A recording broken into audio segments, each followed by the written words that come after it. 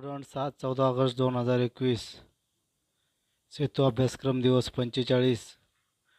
सेतू अभ्यासक्रमाचा हा शेवटचा दिवस आणि आज या शेवटच्या दिवशी आपल्याला बघायचं आहे ते चाचणीच्या संदर्भात मार्गदर्शन आज या ठिकाणी मी आपणास करणार आहे. सेतू अभ्यासक्रमाची तिसरी चाचणी ही नियोजित आहे आणि या नियोजित चाचणीचा सराव आपण करणार आहोत. या ठिकाणी आपल्याला या व्हॉट्सॲप ग्रुपवर PDF दिलेली जी चाचणी आहे तशाच प्रकारची चाचणी आपल्याला द्यायची आहे आणि त्यासाठी बघूया सुरुवातीला आपण मराठी या विषयाची चाचणी कशा प्रकारची असू शकते. आपल्याला PDF देण्यात आलेल्या चाचणीचा सराव आपल्याला करावयाचा आहे आणि त्यानुसार प्रत्यक्षात आपल्याला चाचणी सोडवावी लागणार आहे. तर बघूया मराठीच्या चाचणीमध्ये कशा प्रकारचे प्रश्न आहेत. तर बघा या ठिकाणी सुरुवातीलाच तुम्हाला पहिला एक प्रश्न दिलेला आहे, प्रश्न क्रमांक 1. तो प्रश्न क्रमांक 1 बघा काय आहे. या ठिकाणी तुम्हाला दिसेल प्रश्न क्रमांक 1. हा प्रश्न क्रमांक 1 जो आहे यामध्ये खालील रिकाम्या जागेत कंसातील योग्य शब्द लिही. बघा इथं एक वाक्य दिलेले, नीता काल वेगाने आणि पुढं रिकामी जागा दिलेली आहे. या रिकाम्या जागेमध्ये कंसामध्ये दिलेला, या ठिकाणी कंसामध्ये 2 शब्द दिलेले आहेत, धावते आणि धावली. याच्यापैकी योग्य तो शब्द आपल्याला लिहावयाचा आहे. आता बघा काय वाक्य आहे, नीता काल वेगाने. आता 2 पैकी एक उत्तर द्यायचं आहे आपल्याला, धावते का धावली. आपल्याला माहिती आहे की नीता म्हणजे स्त्रीलिंगी आहे म्हणून त्यासाठी नीता वेगाने धावते याऐवजी धावली असं आपल्याला लिहावे लागेल. ठीक आहे, चला पुढच्या प्रश्नाकडे वळूया आपण. दुसरा प्रश्न आहे, खालील वाक्यासमोर योग्य विरामचिन्ह दे. खाली एक वाक्य दिलेलं बघा, या ठिकाणी हे वाक्य दिलेलं आहे, काल तू कोणती गोष्ट वाचली. पुढं रिकामी जागा दिलेली आहे, या ठिकाणी रिकामी जागा आहे. आता एवढी मोठी रिकामी जागा आहे परंतु या मोठ्या रिकाम्या जागेमध्ये आपल्याला एखादा शब्द नाही लिहायचा, तर विरामचिन्ह कोणते, तर पूर्णविराम, स्वल्पविराम, प्रश्नार्थक चिन्ह, उद्गारवाचक चिन्ह, अशा प्रकारची जी प्रश्नार्थक चिन्ह ही जी चिन्ह यापैकी योग्य चिन्ह द्यायचे. काल तू कोणती गोष्ट वाचली. तुमच्या लक्षात येईल की या ठिकाणी प्रश्न विचारलेला आहे म्हणून या ठिकाणी प्रश्नार्थक चिन्ह अशा प्रकारचं जे चिन्ह असतं हे आपल्याला या ठिकाणी द्यावयाचं आहे. ओके, चला पुढे जाऊया आपण. पुढचा तिसरा प्रश्न बघूया. तिसरा प्रश्न काय, खालील शब्दाशी निगडीत तुला माहीत असेल तो विशेष गुण त्यासमोर लिही. खाली एक शब्द दिलेला आहे बघा, हा शब्द आहे चिंच आणि त्याच्याशी निगडीत असलेला योग्य तो शब्द चिंच. याचा विशेष गुण काय आहे आपल्याला माहिती असेल. याच्याशी विशेष गुण आहे ती म्हणजे ती असते आंबट.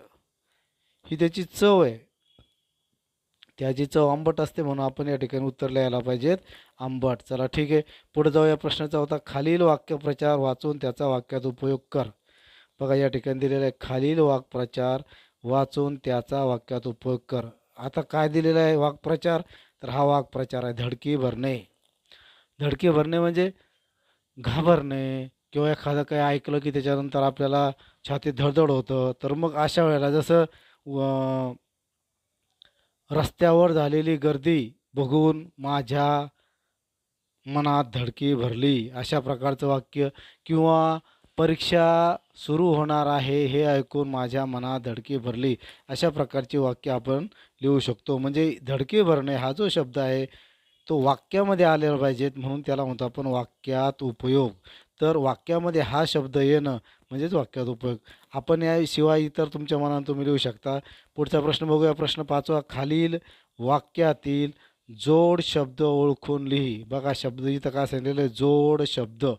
जोड शब्द म्हणजे जोडाक्षरयुक्त शब्द नाही, की 2 शब्द मिळून तयार झालेला एक शब्द, त्याला म्हणतात जोड शब्द. जसं बघा जोडाक्षरयुक्त शब्द म्हटलं तर या ठिकाणी गोष्टीवरून. बघा आता वाक्य काय आहे आणि त्यातला जोड शब्द कोणता आहे आपण बघूया.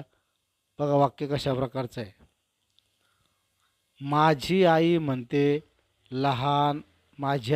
लहान सहान गोष्टीवरून माणसाने भांडू नये. आता हे जे वाक्य आहे या वाक्यामध्ये असलेला जोड शब्द आपल्याला ओळखायचा आहे. मी तुम्हाला अगोदरच म्हटलं की गोष्टीवरून हे जोडाक्षरयुक्त शब्द आहे. जोड शब्द, तर जोड शब्द म्हणजे दोन शब्द म्हणून तयार झाले आहे. तर बघा या ठिकाणी तुमच्या लक्षामध्ये येईल की जोड शब्द हा या ठिकाणी दिसतो, लहान सहान. ह्याच्यामध्ये दोन शब्द आलेले आहेत. पहिला शब्द आहे लहान आणि दुसरा शब्द आहे तो म्हणजे सहान. लहान आणि सहान असे दोन शब्द म्हणून हा एकच शब्द तयार झालेला आहे.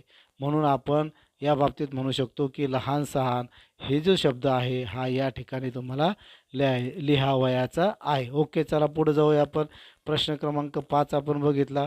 आता प्रश्न क्रमांक 6 या ठिकाणी पुढच्या पेजवर आहे बघा.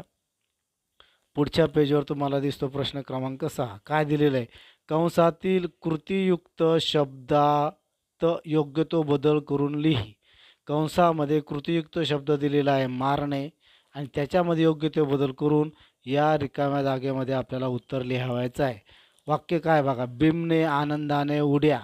आता इथं मारणे जसंच्या जसं आपल्याला लिहिता येणार नाही, मग त्याच्याऐवजी काय लिहायचं? बिमने आनंदाने उड्या मारल्या.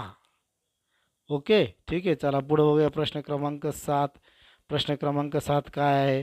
तर खालील अक्षर समूहात लपलेले अर्थपूर्ण शब्द शोधून लिही. अर्थपूर्ण शब्द हा वाक्यसमूह आहे. तजा राही, तजा राही. आता याला अर्थ आपल्याला काहीच वाटत नाही. याच्यावरून आपल्याला काय शब्द तयार करता येईल?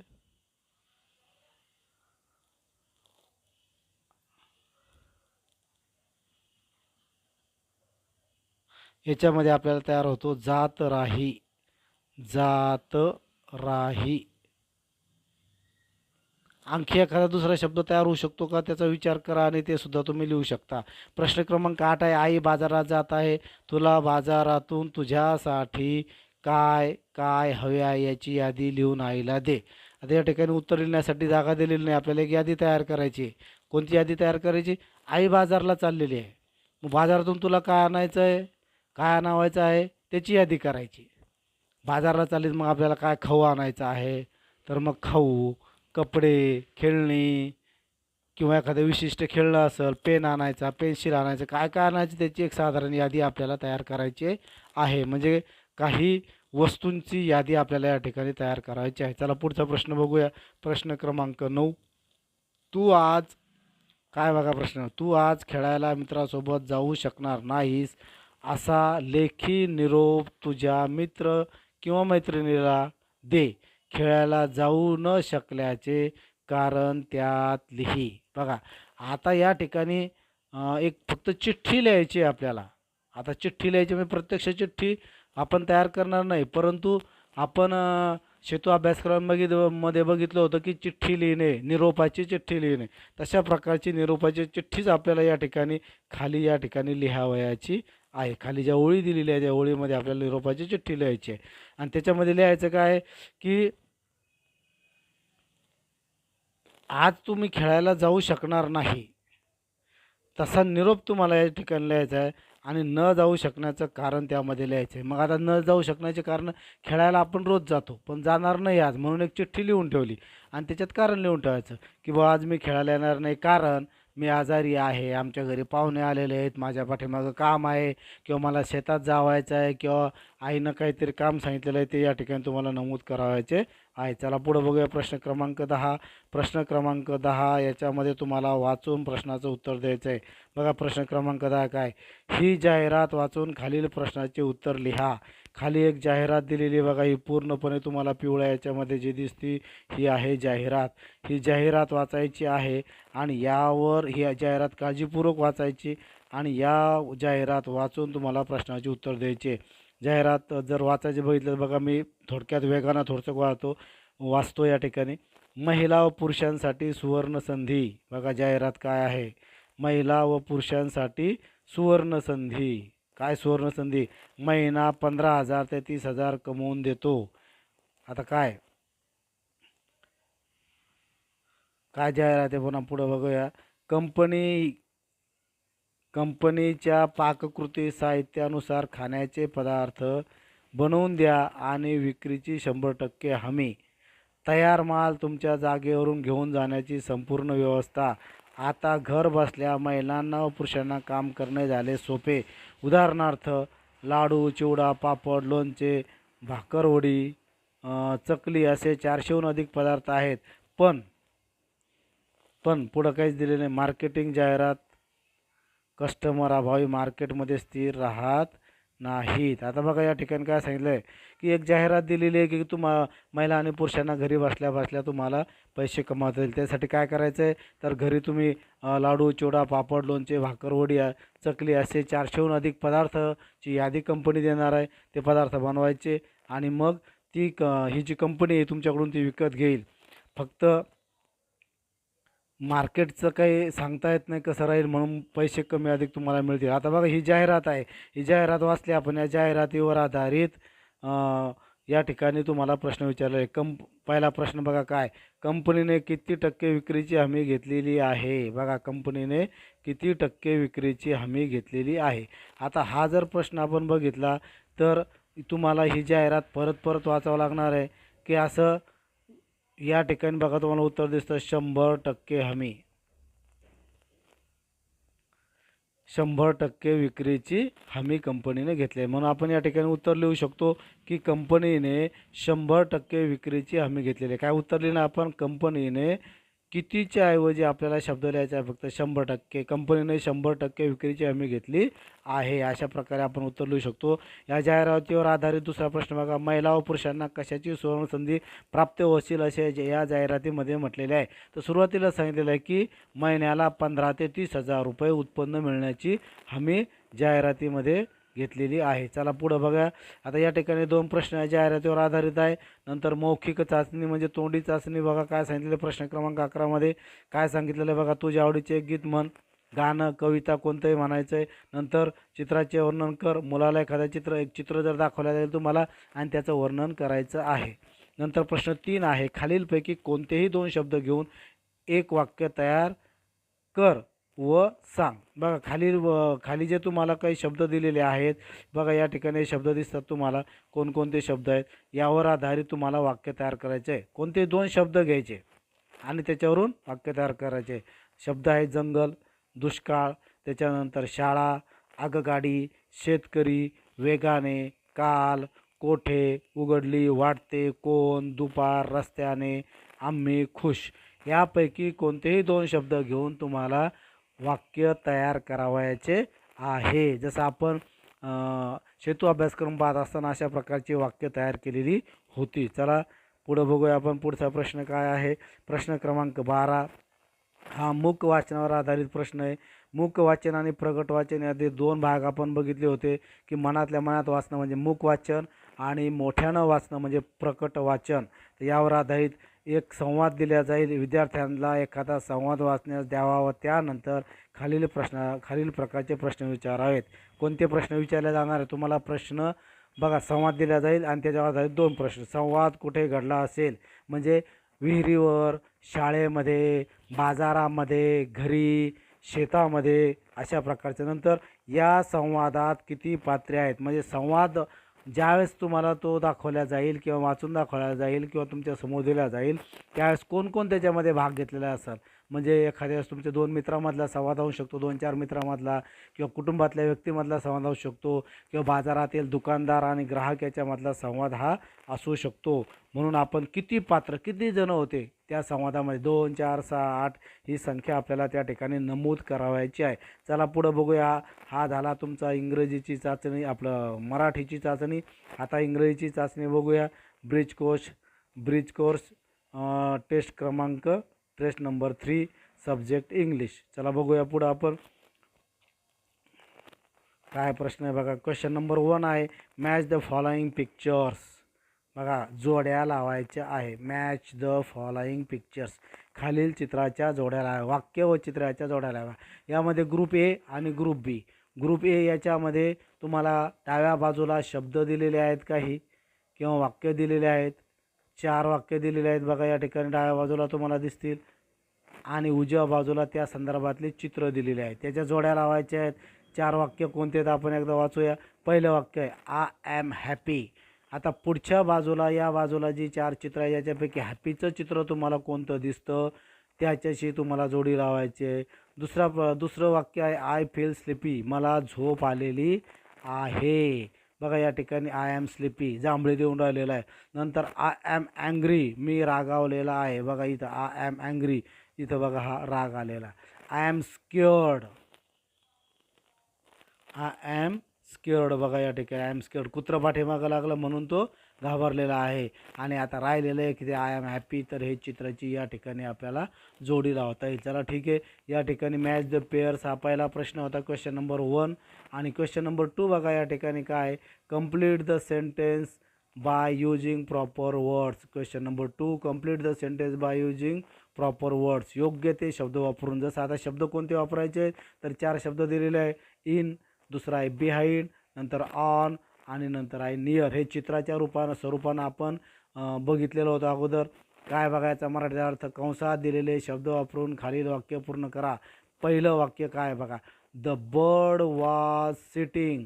नंतर आहे रिकामी जागा आणि पुढं आहे बघा द ब्रँच. म्हणजे द बर्ड वॉज सिटिंग कुठं तर ऑन द ब्रँच. म्हणजे इथं ऑन हा शब्द रिकाम्या जागेमध्ये येणार आहे. ओके चला पुढं बघूया. प्रश्न क्रमांक म्हणजे रिकामी जागा क्रमांक 2. सी वॉज हायडिंग आणि नंतर मध्ये रिकामी जागा या ठिकाणी पुढे द कबर्ड. कबर्ड म्हणजे कपाट. कपाटाचं काय तर बिहाइंड. या ठिकाणी आपल्याला उत्तर येईल त्याचं बिहाइंड. ठीक आहे. मग या ठिकाणी हा बिहाइंड हा शब्द आपल्याला लिहावायचा आहे. चला पुढं बघूया. तिसरी या ठिकाणी दिसतं तुम्हाला रिकामी जागा आहे ती म्हणजे देअर इज सम मिल्क. नंतर रिकामी जागा the bottle. There is some milk म्हणजे थोडंसं दूध आहे. कुठं इन द बॉटल. म्हणजे आयन हा शब्द या ठिकाणी आपल्याला लिहावा लागणार आहे. ओके चला अशा प्रकारच्या रिकामी जागा आहे. चला पुढे जाऊया आपण. चौथी रिकामी जागा या ठिकाणी दिलेली आहे. बघा काय चौथी रिकामी जागा. चौथी रिकामी जागा Amit sits the table. Amit sits on the table. On येईल का काय येईल बघा. आपण या ठिकाणी पर्याय बघूया काय दिलेले आहेत. पर्यायामध्ये इन, बिहाइंड, ऑन, नियर. आता इथं ऑन शब्द आपला होऊन गेलेला होता. ऑन द ब्रँच या ठिकाणी आपण पहिल्या ठिकाणी लिहिलं होतं म्हणून या ठिकाणी उत्तर येणार आहे आपलं नियर. ओके या ठिकाणी काय येणार आहे तर नियर हा शब्द येणार आहे. चला पुढचा प्रश्न बघूया आपण. प्रश्न क्रमांक 3. प्रश्न क्रमांक 3 मध्ये काय question number 3 make a new word by changing first alphabet. दिलेल्या शब्दातील पहिले अक्षर बदलून नवीन शब्द तयार करा. जसं उदाहरण सांगितलेलं आहे कॅट. तर कॅटच्या ठिकाणी बॅट याच्यातला सी कट केला त्याच्याऐवजी बी लिहिला झाला बॅट. त्याच पद्धतीनं तुम्हाला खाली ज्या रिकाम जागा दिलेल्या आहेत त्याच्यामध्ये पहिला अक्षर जे आहे ते बदलून नवीन शब्द तयार करायचा आहे. आता बघा 1 नंबर दिलेला आहे. 1 नंबरचा बघा काय मॅन. याच्यातला यम आपल्याला चेंज करायचा आहे आणि त्याच्याऐवजी नवीन शब्द या ठिकाणी तयार करायचा आहे. नवीन अक्षर तुम्ही टाकायचं यम ऐवजी या ठिकाणी दुसरा अक्षर टाकायचं आहे. जसं आपण इथं म्हणू शकतो CAN कॅन. नंतर दुसरा आहे SURE. याच्यातला एस हा काढून टाकायचा. याच्यावर आपण लिहू शकतो PURE प्युअर. नंतर तिसरा शब्द आहे GROW ग्रो. याच्यातला जी काढायचा आणि इथं आपण शी लिहू शकतो CROW क्रो म्हणजे कावळा. नंतर चौथा शब्द आहे HEN. याच्यातला एच काढायचा आहे त्याच्याऐवजी आपण लिहू शकतो PEN पेन म्हणजे लिहिण्याचा पेन ज्याला मराठीमध्ये टाक असं म्हटलं जातं. चला ओके पुढं बघूया. आता या ठिकाणी तुम्हाला पझल दिलेली आहे चार्टच्या स्वरूपामध्ये. बघा काय सांगितलं question number 4 make 4 words from the given chart. दिलेल्या अक्षरापासून अर्थपूर्ण 4 शब्द तयार करा. या ठिकाणी एक चार्ट दिलेले आहे. बघा चार्ट थोडासा झूम करून तुम्हाला दाखवतो. आणि या चार्टमध्ये अक्षरं दिलेली आहेत ती वाचून बघायची आणि त्यावरून तयार होणारे शब्द तुम्हाला या ठिकाणी लिहावायचे आहे. 4 शब्द लिहायचे आहे आणि जे 4 शब्द तुम्हाला तयार होईल जसं आपल्याला कोणतेही तुम्ही समजा एक अक्षर घ्यायचं 2 अक्षरी 3 अक्षरी 4 अक्षरी कोणतेही शब्द आपण या ठिकाणी तयार करू शकतो. जसं आता बघा एकच उदाहरण सांगतो तुम्हाला. बाकीचे तुम्ही बघू शकता CAT अशा 3 अक्षरा मिळून आपल्याला नवीन शब्द तयार करता येतो. CAT cat. आणि म्हणून आपण इथं लिहू शकतो CAT. लक्षात आलं का या ठिकाणी. नंतर आपण आणखी असा एक शब्द तयार करू शकतो. जसं बघा MAP मॅप. मग तुम्ही लिहू शकता मॅप MAP. ओके, या पद्धतीनं आपण या ठिकाणी लिहू शकतो. नंतर बघा जसं आता बघा आणखी एक शब्द मला आठवला लगेच, तो मी तुम्हाला सांगतोय. HEN म्हणजे HEN हेन. हेन म्हणजे कोंबडी. अशा प्रकारचे 4 शब्द तुम्हाला या ठिकाणी लिहायचे. 3 शब्द तर मीच तुम्हाला सांगितलेले, 1 शब्द तुम्हाला तयार करायचा आहे. परत आता या ठिकाणी बघा जोड्या जुळवायच्या सांगितलेल्या, चित्र आणि त्याच्या संदर्भात असलेला शब्द. अशा प्रकारच्या जोड्या 4 चित्र या ठिकाणी दिले आणि 4 शब्द दिलेले आहेत उजव्या बाजूला. डाव्या बाजूला चित्र आहेत बघा, या ठिकाणी तुम्हाला दिसतील की डाव्या बाजूला चित्र आहेत आणि उजव्या बाजूला शब्द आहेत. हे चित्र बघायचे आणि शब्द दिलेले याच्याशी जोड्या लावायच्या आहेत. बघा आता कशा जोड्या लागू शकतात. जसं बघा या ठिकाणी अगदी सोपं आहे, तुम्हाला काही सांगता येईल. जसं आता हा इथं एलिफंट. एलिफंट नाही तर ॲनिमल. हा ॲनिमल आहे. त्याच्यानंतर इथं फ्रूट. केळ म्हणजे फ्रूट. त्याच्यानंतर फ्लावर आणि व्हेजिटेबल. अगदी सोपे अशा प्रकारचं या ठिकाणी तुम्हाला जोड्या या ठिकाणी दिलेल्या आहेत. ओके, चला पुढं बघूया. आपण पुढं जाऊ. इंग्रजीचा भाग संपलेला आहे. इंग्रजीची चाचणी तुमच्या लक्षात आली असेल. नंतर गणिताची चाचणी, तिसरी चाचणी बघा या ठिकाणी तुम्हाला दिसेल.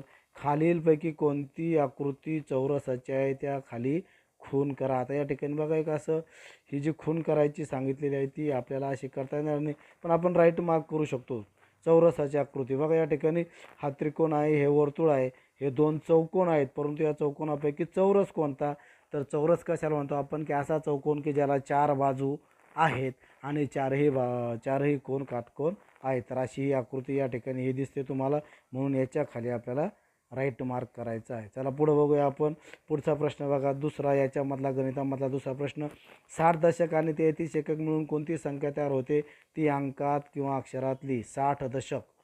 60 दशक म्हणजे हे झाले 60, पण दशक आहे म्हणून आपण इथं या ठिकाणी हे झाले 60 दशक म्हणजे 600 आणि 33 एकक. बघा हे 33 एकक या मिळून म्हणजे यांची बेरीज करून, यांची जर बेरीज केली तर आपली संख्या तयार होते 633. मग ही 633 संख्या आपल्याला अंकामध्ये या ठिकाणी लिहायची. अंकात किंवा अक्षरात दोन्ही सांगितलेलं आहे. अंकात लिहायचे असलं तर तुम्ही असं लिहिणार आणि अक्षरात जर लिहायचे असेल तर 633. ओके, दोनपैकी एक कोणतंही तुम्ही 33. बघा इथं स्क्रीनवर जितकं बसतं तितकं लिहिलेलं आहे.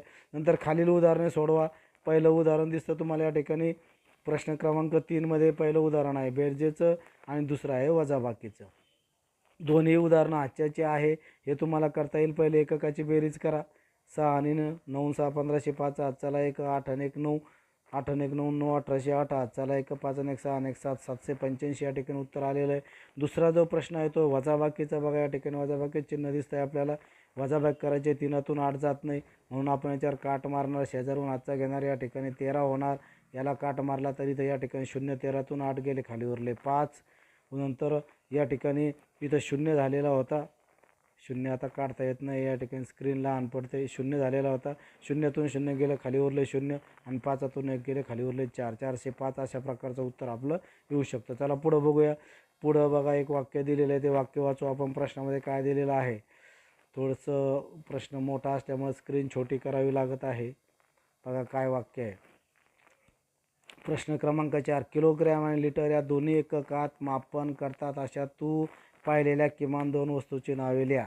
बघा दोन्ही एकक किलोग्रॅम आणि लिटर.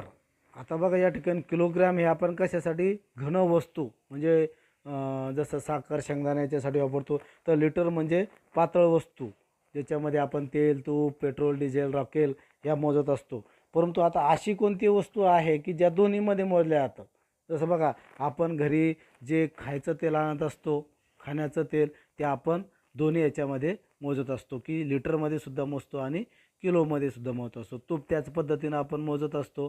तर अशा प्रकारचे 2 वस्तूंची नावं आपल्याला लिहायची आहे ते मी तुम्हाला सांगितलेली आहे. चला पुढचा प्रश्न बघूया की खाली तुम्हाला घड्याळ वाचनाबद्दल दिलं आहे. काल आपण हे बघितलं होतं.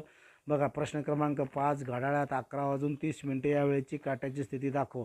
11:30 याचा अर्थ 11 वाजून गेले म्हणजे तास काटा 11च्या पुढे असणार. तास काटा म्हणजे छोटा काटा आणि मिनिट काटा म्हणजेच मोठा काटा हा तुम्हाला 30वर दाखवावा लागणार आहे. छोटा काटा ओके सॉरी थोडंसं उलटं करतो मी. हा 11च्या पुढे असेल. तास काटा हा कुठं असेल 11च्या पुढे. 11च्या पुढे या ठिकाणी तास काटा आणि मिनिट काटा हा असेल तुमचा 6वर म्हणजे 11:30 या ठिकाणी आपल्याला दिसतील. ओके चला पुढं बघूया.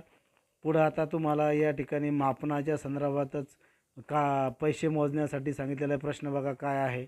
प्रश्न अगोदर लक्षात घ्या. प्रश्न क्रमांक 6, 6 दराने 200 रुपयाची एक नोट, 50 रुपयाच्या 2 नोटा व 2 रुपयाची 5 नाणी आहेत तर तिची एकूण किती रुपये आहेत. या ठिकाणी चित्र दाखवलेलं आहे तुम्हाला आणि या चित्राची सगळी बेरीज करून किती रुपये होतात हे या ठिकाणी तुम्हाला लिहायचं आहे. साधनाचे एकूण रुपये या ठिकाणी लिहायचे आहेत. तर बघा पुढं बघूया आपण. प्रश्न क्रमांक 7, सफरचंद 45 सफरचंद 5 पेट्यामध्ये समान भरले तर प्रत्येक पेटीत किती सफरचंद असतील. हा भागाकाराचं उदाहरण आहे.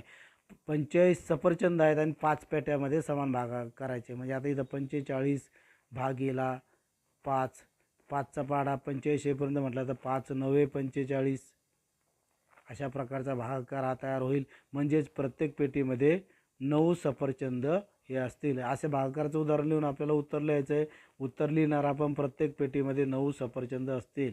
नंतर प्रश्न क्रमांक 8 बघूया. एका उपग्रहाचे 8 दिवसात पृथ्वीभोवती समान वेगाने 72 फेऱ्या मारल्या तर प्रत्येक दिवशी त्या उपग्रहाने किती फेऱ्या मारल्या. बघा काय म्हटलेला आहे प्रश्न. एका उपग्रहाने 8 दिवसात पृथ्वीभोवती समान वेगाने 72 फेऱ्या मारल्या. 72 फेऱ्या मारल्या 8 दिवसामध्ये. तर प्रत्येक दिवशी म्हणजे एका दिवशी किती म्हणून आपल्याला इथं परत भागाकाराचं उदाहरण आपल्याला करावं लागणार आहे. 72 हे एकूण फेऱ्या 72 आहे आणि दिवस लागले 8. या 8चा पाढा 72 म्हटला तर 8 8 9 72 म्हणजे इथं सुद्धा उत्तर आलेलं आहे आपलं 9. म्हणजे एका दिवशी 9 फेऱ्या त्या उपग्रहानं मारलेल्या आहेत. अशा प्रकारचं उत्तर या ठिकाणी येईल. नंतर पुढचा प्रश्न बघा काय. खेळासाठी 10 मुलांचा एक संघ बनवला तर 80 मुलांचे किती संघ तयार होतील. परत भागाकाराचं उदाहरण काय उदाहरण तयार होणार आहे की 80 मुलं आहेत आणि एका संघात 10 तर किती संघ तयार होतील. मग परत 80 भागीला 10 तर 10 8 80 म्हणजे एका याच्यामध्ये 8 मुलांचा एक संघ या पद्धतीनं तयार होईल. चला पुढं बघूया. प्रश्न क्रमांक 10, सोनीकडे 75 बिया आहेत. तिने एका रांगेत 7 बिया लावल्या तर तिच्याकडे सर्व बिया किती रांगेत लावून पूर्ण होतील. परत भागाकाराचंच उदाहरण आहे. सगळ्या बिया 35 एका रांगेत 7 तर अशा किती रांगा होतील म्हणून आपल्याला परत भागाकार करावा लागणार आहे. 35 भागीला 7 7 5 35 म्हणजे एका रांगेमध्ये 5 बिया तुम्हाला लावाव्या लागतील. ठीक आहे. चला पुढं आकृतीबंध पूर्ण करायचा. अगदी सोपा अशा प्रकारचा आकृतीबंध दिलेला आहे तुम्हाला. आकृतीबंध कसा आहे बघा. पहिले तुम्हाला या ठिकाणी दिसेल की 2 टिंब आहेत, नंतर 3, परत 2, नंतर 4, 2 नंतर काय येईल बघा. बघा 2 2च्या नंतर आले आपले 3 म्हणजे 1 न वाढलं. त्याच्यानंतर बघा हा इतका एक आकृतीबंध आहे. त्याच्यानंतर हा दुसरा आणि तिसरा आपल्याला पूर्ण करायचा आहे. 2 2 आणि 4 2 आणि 4 2 आणि परत इथं 4 1 2 3 4 4 टिंब या ठिकाणी आपल्याला द्यावं लागतील म्हणजे आकृतीबंध आपला पूर्ण होईल. ओके चला पुढं बघूया. प्रश्न क्रमांक 12 परत एक आकृतीबंध आहे. अगदी सोपा अशा प्रकारचा आकृतीबंध आहे. काय सांगा बघा. पुढील संख्यांचे निरीक्षण कर आणि काय सांगितलेलं. पुढील संख्यांचे निरीक्षण कर व त्यातील आकृतीबंध लक्षात घेऊन योग्य संख्या पुढे लिही. बघा आकृतीबंध काय 3 6 9 12 लक्षात आला असेल तुम्हाला. 3चा पाढा आहे. 3 1 3 3 2 6 3 3 9 3 4 12 म्हणजेच या ठिकाणी काय येणार आहे 15. 3 5 15 या ठिकाणचं हे उत्तर आलेलं आहे. त्याच्यानंतर बघा सममितबद्दल या ठिकाणी दिलेलं आहे तुम्हाला. काय बघा प्रश्न क्रमांक 13 खाली दिलेल्या आकृत्या सममित आहेत का ते ठरवा. सममित आकृतीच्या खाली चिन्ह काढा. सममित आहे का नाही, म्हणजे समान भाग होतात का नाही, हे आपण याचा सराव केलेला आहे. बघा ए या ठिकाणी सममित होते, अशी जर उभी रेष जर मारली तर 2 समान भाग होतात. इथं आडवी रेष मारली तर समान भाग होतात. ही मात्र सममित होत नाही. एफ सममित होत नाही. जे सममित होत नाही. सममित होणाऱ्या 2 आकृत्या आहेत, ए आणि ई. या ठिकाणी तुम्हाला राईट मार्क करायचा आहे. चला पुढं बघूया. पुढचा प्रश्न आहे बंदिस्त आकृती आणि खुली आकृती अशा यावर आधारित प्रश्न आहे. प्रश्न बघा काय, प्रश्न क्रमांक 14. खालीलपैकी कोणत्या आकृत्या बंदिस्त आहेत त्या खालील चौकटीत चिन्ह काढ. बंदिस्त आकृती म्हणजे ज्याच्यामध्ये आपल्याला आत घुसता येणार नाही अशा प्रकारची. बघा ही इथं तुम्हाला आत घुसता येतं, या ठिकाणी इथं सुद्धा आत घुसता येतं या आकृतीमध्ये, परंतु या आकृतीमध्ये आत घुसता येत नाही, आत घुसता येत नाही दोन्ही आकृतीमध्ये, म्हणून ह्या 2 बंदिस्त आकृत्या आहेत. चला पुढं बघूया. प्रश्न क्रमांक 15. एका गोलाकार भाकरीचे 4 समान भाग केले आहेत. पुढील भागापैकी पाव भाग कोणता, हे खालील दिलेल्या चित्राच्या मध्ये गोल रिंगण तुम्हाला करायचं आहे. 4 समान भाग घेतल्यापैकी पाव भाग या ठिकाणी आहे, म्हणून इथं आपल्याला गोल रिंगण करायचं आहे किंवा कोणती तरी खून करायची की ज्याच्यामुळे लक्षात येईल की तुम्हाला पाव हे समजलेलं आहे. नंतर इथं वस्तूंचा समूह दिलेला आहे. पुढील चित्रात दिलेल्या समूहातील पाऊण भागातील वस्तूंना रिंगण कर. आता सगळ्या वस्तू किती आहेत, 2 आणि 2 4 आणि 2 6 आणि 2 8 आणि 2 10 आणि 2 12. 12 तर 12चा पाऊण भाग किती होतो, याचे जर अर्धे आपण केले तर बघा या ठिकाणी हा अर्धा भाग होतो असा, मग इकडचा जो आहे हा इतका अर्धा आणि इकडचा अर्धा. आता याच्या अर्धे करायचे म्हटल्यानंतर इकडं 6 आहे, या 6 पैकी 3 हा झाला याचा पाव भाग. म्हणजे हे पाव, 1 पाव, हा 2 पाव आणि हे 3 पाव, इतके जो भाग आहे याच्या भोवती आपल्याला रिंगण करायचं आहे. म्हणजे किती वस्तू झाल्या, या 3 आणि 3 6 आणि 3 9. मग आता 9 वस्तू आपल्याला कशा रिंगण करावं लागतील, 2 आणि 2 4 आणि 2 6 आणि 2 8 आणि 1 9. तर या ठिकाणाहून आपल्याला रिंगण करण्याऐवजी आपल्याला या ठिकाणी अशी खून करता येईल. हा आहे याचा पाऊण भाग इतका. ओके, या पद्धतीनं आपल्याला पाऊण भाग आपल्याला समजलेला असेल तर आपण करू शकतो. नंतर बघा या ठिकाणी तुम्हाला सारणी दिलेली आहे. माहितीचं संकलन थोडक्यामध्ये करण्यासाठी काय करावं लागतं हे आपण या ठिकाणी शिकलेलो होतो. काय सांगितलेलं बघा, पुढील तक्ता दिला आहे, पुढे एक तक्ता दिला आहे, त्यातील माहितीचे निरीक्षण करावं, त्यावर आधारित खालील प्रश्नांची उत्तरे योग्य पर्याय निवडा. 3रीच्या वर्गातील विद्यार्थ्यांना आवडणारे खेळ, इथं खेळाचं नाव आहे या बाजूला, इथं किती मुलांना आवडतो त्याचं चित्ररूपानं लिहिलेलं आहे. जसं आता पहिला जो खेळ आहे क्रिकेट, इथं 4 दिसते तुम्हाला संख्या, 1 2 3 4. व्हॉलीबॉल 1 2 3 4 5. हॉकी 1 2 3 4 5 6 7. नंतर पुढे आहे खो खो. खो खो किती मुलांना आवडतो तो बघा या ठिकाणी, 1 2 3 4 5 6.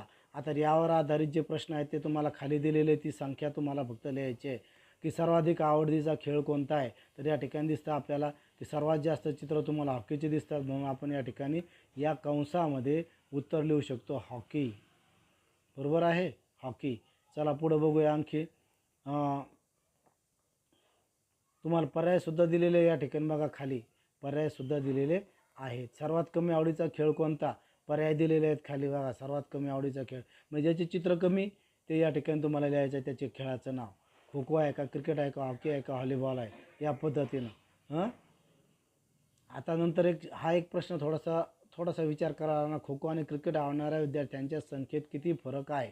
तर खो खो किती लोकांना आवडतो आणि क्रिकेट किती लोकांना आवडतं, त्या चित्रांची संख्या मोजा आणि त्यातला फरक म्हणजे त्याची वजाबाकी करायची आहे. चला पुढं बघूया आणि ती त्या चौकटीमध्ये यायचे. पुढं विषय आहे तुमचा. आता हा इथं जी दिसती प्रश्नपत्रिका आहे तुम्हाला ती सेमी इंग्रजीची आहे, मराठी माध्यमाची नाही. गणिताचा भाग आपण बघितलेला होता, त्याच्यामुळे तीच प्रश्नपत्रिका फक्त इंग्रजी माध्यमातून दिलेली आहे. म्हणून आपण पुढं बघूया परिसर अभ्यास. परिसर अभ्यास भाग 1 मध्ये बघा काय प्रश्न आहे. पहिला प्रश्न या ठिकाणी दिलेला आहे, थंडी ऊन पाऊस वारा यापासून संरक्षण व्हावे म्हणून आपल्याला ची गरज असते. कशाची गरज असते, तर आपल्याला गरज असते ती निवाऱ्याची किंवा घराची. नंतर प्राण्यांपासून वनस्पतींना कशा प्रकारे फायदा होतो. प्राण्यांपासून वनस्पतींना, प्राणी जे याचा वनस्पतीला काय फायदा होतो, जसं आपल्या घरात म्हैस गाय बैल हे जे प्राणी यांचं जे शेण आहे त्या शेणाचा खत म्हणून उपयोग होतो. त्याच्यानंतर प्राणी जसं आता शेळीसारखा प्राणी जर असेल तर ते ज्यावेळेस शेतामध्ये इकडं तिकडं फिरतात किंवा जंगलामध्ये फिरतात त्यावेळेस त्यांच्या केसांना बिया चिकटतात आणि ते बीचा प्रसार करतात, हे आपल्याला लिहायचं आहे. आपल्याला पाणी कोठून मिळते. पुढचा प्रश्न बघा काय, आपल्याला पाणी कुठून मिळते, तर आपल्याला विहिरीतून, नदीतून, धरणातून, तलावातून पाणी हे मिळत असतं. नंतर पुढील प्राण्यांचे वर्गीकरण करा. आता खाली बघा काही प्राण्यांची नावं दिलेली आहेत आणि त्याचे तुम्हाला 4 गटामध्ये वर्णन करायचं आहे. कोणकोणते प्राणी दिले आहेत बघा. इथं दिलेले आहेत गाय, गरुड, वटवाघूळ, डास, पाली, कुत्रा, पोपट, साप, झुरळ, सरडे, माशी, चिमणी. याच्यापैकी प्रत्येक प्राणी हा कोणत्या गटामध्ये येतो ते तुम्हाला बघायचं आहे. जसं समजा तुम्ही पहिला प्राणी घेतला गाय, मग हा गाय दूध देणारा प्राणी असेल म्हणून आपण या ठिकाणी त्याला लिहिणार. त्याच्यानंतर गरुड दुसरा प्राणी आहे तो गरुड. गरुड कोणता आहे, तर उडणारा म्हणून या ठिकाणी लिहिणार आपण. या उडणारा याच्या खाली लिहिणार गरुड. नंतर वटवाघूळ हा सरपटणारा प्राणी आहे का कीटक आहे का उडणारा प्राणी आहे ते या ठिकाणी आपल्याला लिहायचं आहे. नंतर डास हा कीटकामध्ये आपल्याला लिहिता येईल. नंतर पाल सरपटणारा प्राणी. कुत्रा हा दूध पिणारा प्राणी आहे. नंतर पोपट हा उडणारा प्राणी आहे. साप हा सरपटणारा प्राणी. झुरळ हा सरपटणाराच प्राणी आहे, हा कीटकमध्ये सुद्धा चालतो. नंतर माशी हा कीटकमध्ये चालतं. चिमणी ही उडणारे प्राणी आहे, बरोबर. या पद्धतीने सरडा राहिलेला आहे. सरडा हा सरपटणारा प्राणी आहे. या पद्धतीने उत्तर लिहायचे. प्रश्न क्रमांक 5 बघा. प्राण्याच्या अवस्था कोणकोणत्या आहेत. पाण्याच्या अवस्था, पाण्याच्या 3 अवस्था आहेत. कोणत्या 3 अवस्था आहे, बर्फ जी स्थायी अवस्था आहे, नंतर पाणी ही द्रवरूप अवस्था आहे आणि वाफ ही वायुरूप अवस्था आहे. म्हणजे पाणी हे 3 अवस्थेमध्ये दिसतं आपल्याला, बर्फ, पाणी आणि वाफ या पद्धतीने. नंतर बघा पुढचा एक प्रश्न आहे बघा, सोपा प्रश्न आहे. फुगवलेल्या फुग्याला टाचणी टोचली तर काय होईल. सरळ सरळ मध्ये तुम्हाला टाचणी टोचली तर तो फुगा फुटेल. पण नुसतं इतकंच उत्तर नाही, जर त्याला टाचणी टोचली तर त्या फुग्याला छिद्र पडून फुग्याच्या आतमध्ये असलेली हवा बाहेर निघेल आणि फुगलेला फुगा हा मिटून जाईल, असं आपल्याला उत्तर लिहावं लागेल. नंतर बघा पुढचा प्रश्न काय आहे की ज्या दिवशी चंद्र चित्रात दाखवून दिसतो त्या दिवसाला काय म्हणतात. बघा या ठिकाणी तुम्हाला पूर्ण अभ्यासमध्ये आपल्याला पुढचा प्रश्न बघा काय दिसतोय. दात घासण्यासाठी कशाचा वापर करतात. आता तुम्ही कशाचा वापर करता, तुम्ही ब्रशचा वापर करत असाल, ब्रश, मंजन, राखुंडी वगैरे काय जे तुम्हाला माहिती आहे ते या ठिकाणी तुम्हाला याच्या उत्तरामध्ये लिहायचं आहे. पुढचा प्रश्न बघूया आपण. पांढरा कोट घालून मी लोकांना तपासतो, मी कोण आहे. पांढरा कोट घालून तपासणारा तो म्हणजे डॉक्टर किंवा नर्स, हा त्याचं उत्तर आपल्याला सांगता येईल. नंतर सायकल चालवताना कोणकोणत्या अवयवाच्या हालचाली ताळमेळ असावा लागतो. सायकल जर चालवायची असेल तर पाय, हात, डोळे या अवयवामध्ये ताळमेळ असायला हवा. नंतर प्रश्न 11 आहे. शाळेतील विद्यार्थ्यांचा गणवेश एकाच प्रकारचा असतो का. शाळेतील विद्यार्थ्यांचा गणवेश एकाच प्रकारचा असतो का, तर हो, शाळेतील विद्यार्थ्यांचा गणवेश हा एकाच प्रकारचा असतो. नंतर पुढचा प्रश्न आहे. वनस्पतीची वाढ कशा प्रकारे होते, हे तुमच्या शब्दातल्या. वनस्पतीची वाढ कशा पद्धतीनं होत असते हे तुम्हाला त्याचं वर्णन करायचं आहे. चला पुढे जाऊया. परिसराभ्यास हा सेमीच्या संदर्भातला प्रश्न आहे. नंतर पुढं बघा परिसराभ्यास 2 या ठिकाणी आपल्याला दिसल आपले गाव आणि शहर याची माहिती आपल्याला या ठिकाणी सांगितलेली आहे. या ठिकाणी चाचणी दिलेली नाही आहे. गावात घरे कशी असतात, कशा प्रकारची घरे असतात, म्हणजे काही शहर आणि गाव याच्यातला जर फरक बघितला आपण तर गावामधली घरं ही मातीची, कुडाची अशा प्रकारची असतात. शहरातील घरे कशाची असतात, तर सिमेंट कॉन्क्रीटची वगैरे घरे असतात. अशा प्रकारचं याचं उत्तर आपल्याला सांगता येईल. नंतर करून पाहूया हे भाग आपल्याला करायचा नाही, तुम्हाला ही PDF पूर्णपणे वाचायची आहे. इथं बघा हे पुढचं सुद्धा तुम्हाला दिसल आणि हे वाचायचं आहे तुम्हाला. आणि हा शेवटचा प्रश्न आहे की कदाचित शेवटचा प्रश्न असावा. ओके, शेवटचाच प्रश्न आहे की खालील प्रश्नांची उत्तरे शोधूया. खालील प्रश्नांची उत्तरं शोधायचं आहे. सर्व व्यक्तींचा पोशाख सारखा असतो का. नंतर आपल्या शहरात राहायला आवडते की खेड्यात. आपण कुठे राहतो. याचे उत्तर आपल्याला सांगता येईल. सर्व व्यक्तींचा पोशाख सारखा असतो का, तर सर्व व्यक्तींचा पोशाख सारखा नसतो. आपल्याला शहरात राहायला आवडते की खेड्यात, याचं उत्तर तुम्ही तुमच्या मनाने लिहू शकता. आपण कुठे राहता, तर आम्ही खेड्यामध्ये राहतो असं उत्तर आपल्याला लिहावं लागेल. तर या ठिकाणी हा भाग आपला संपलेला आहे. या ठिकाणी आपण थांबूया. हा आज शेवटचाच आपला सेतू अभ्यासक्रमासंदर्भातला व्हिडिओ होता. यानंतर पुढे सेतू अभ्यासक्रमासंदर्भातले व्हिडिओ आपल्याला देण्यात येणार नाहीत. ठीक आहे, धन्यवाद.